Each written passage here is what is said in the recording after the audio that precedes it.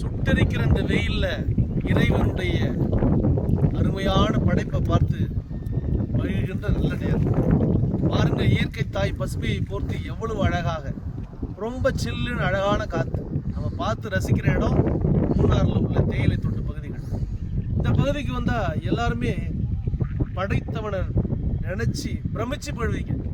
எவ்வளவு செடி கொடிகள், எவ்வளவு மலைகள், குன்றுகள், பாறைகள் இருந்தாலும் அதில் முட்டி முளைச்சி வர்ற அருமையான செடிகள், தாவர இறைவன் மனுஷனை சும்மா விட்டுறல. தேவையான ஆக்சிஜனை அள்ளி கொடுக்கிறார், தேவையான குளிர்ச்சியை வாரி வாரி வழங்குறார். படைத்தவன் இல்லை என்று முட்டாள்தான் சொல்வான்.